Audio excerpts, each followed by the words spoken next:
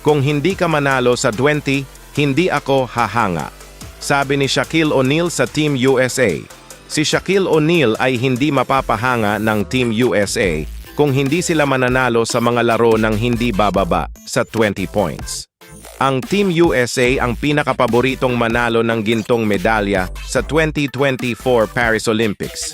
Ngunit ang pagkapanalo lamang sa engrandeng kaganapan ay hindi magpapabilib kay Shaquille O'Neal.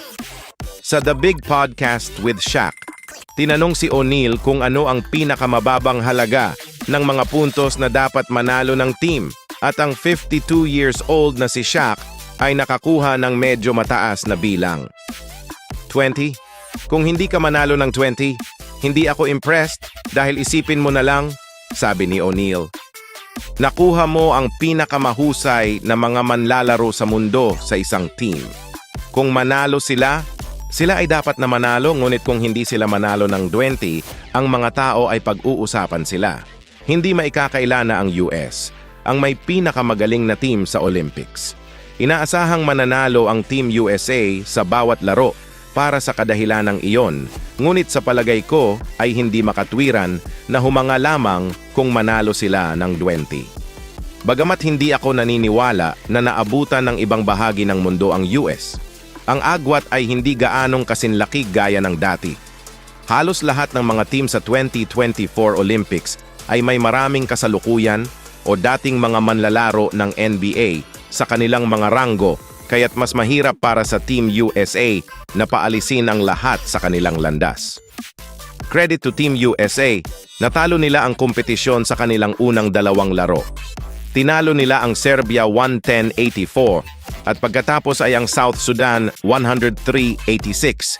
Bagamat, maaaring hindi napahanga si O'Neal sa pangalawang panalo na iyon dahil hindi ito sa pamamagitan ng 20 puntos.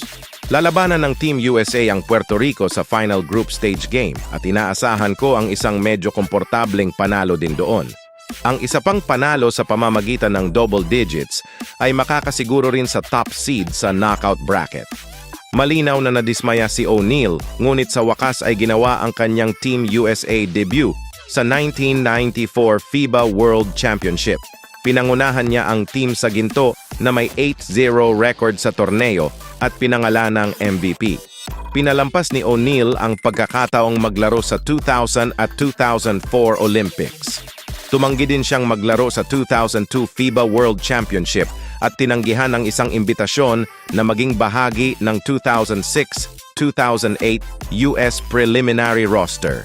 Ano ang masasabi niyo sa sinabi ni Shaquille O'Neal na, "If you don't win by 20, I'm not impressed"? Please comment nyo lang sa baba. Basketball today, basketball later.